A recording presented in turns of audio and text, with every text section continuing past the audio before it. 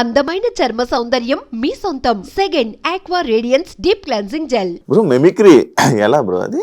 Mimicry God gift bro. ఎలా అంటే దానికి మనం ఏం లేదు. అంటే నువ్వు కావాలని చేసావా? అంటే నేను మిమిక్రీ చేసావన్నట్టు అంత ఈజీగా అవుతుంది. కావాలని చేసావా అంటే మిమిక్రీ నేను చెయ్యాలి. Mimicry is God gift. కాలేజీలో ఉండేటప్పుడు లెక్చరర్స్ ని ఇమిటేట్ చేసేవాడిని.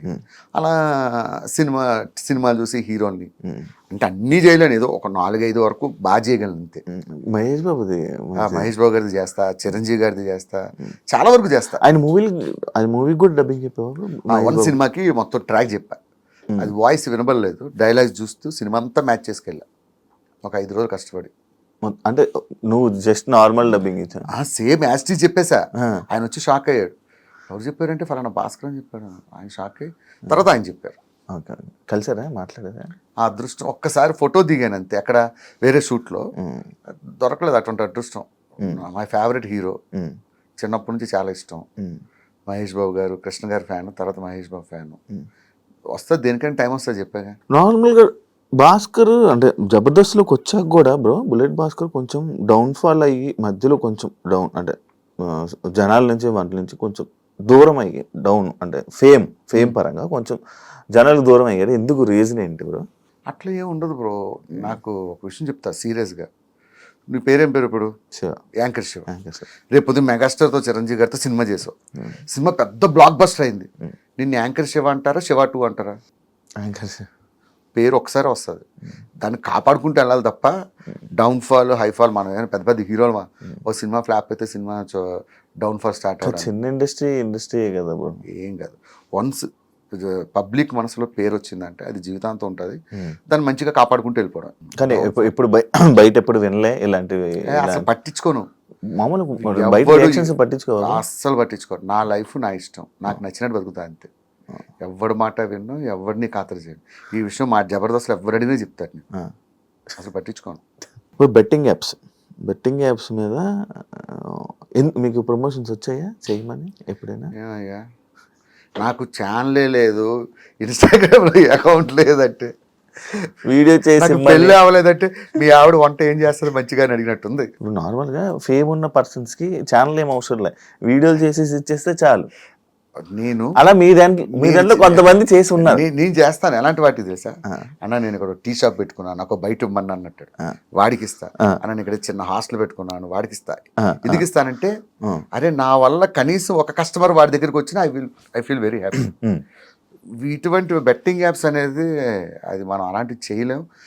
దాన్ని చేయడం అంటే అంత దరిద్రం ఇంకోట్లేదు. అదే ఇప్పుడు నేను ఒక పాయింట్ ఒక కామెంట్కి సంబంధించి నేను ఒకటి తీసుకున్నా. అదేంటంటే జబర్దస్త్ నటులని ఇండస్ట్రీ తక్కువగా చూస్తుంది, కావాలనే అవకాశాలు ఇవ్వడం లేదు అని అంటే దానికి ఆన్సర్ ఏమి ఇస్తావు? అది వాడే అభిప్రాయం, మన అభిప్రాయం ఏం లేదు.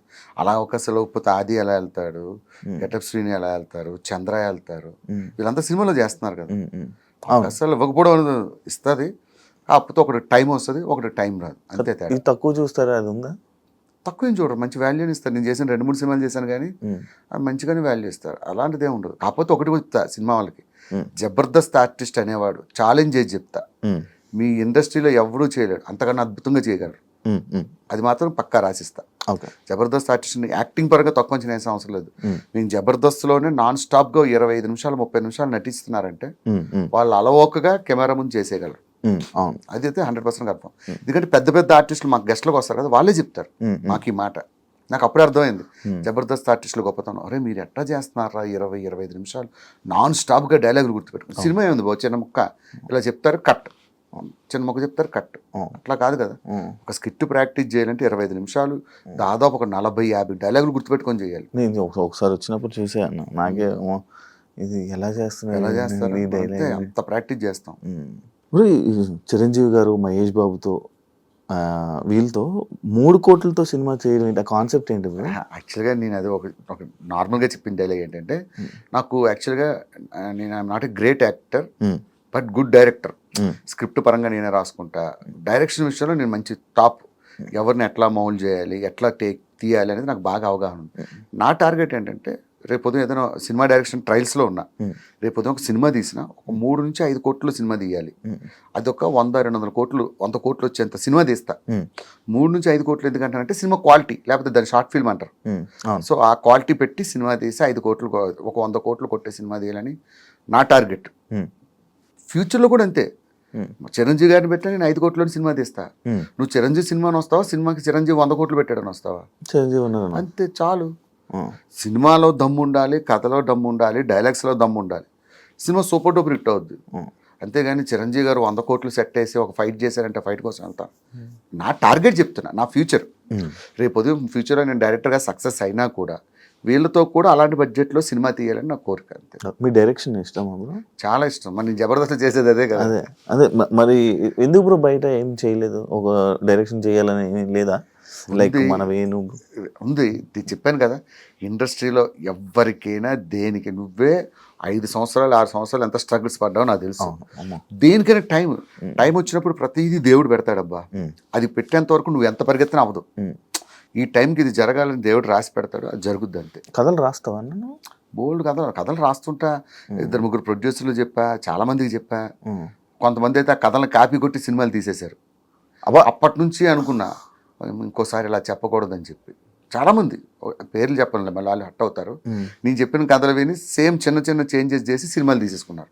ఆ 2-3 సినిమాలు హిట్ అయ్యాయి.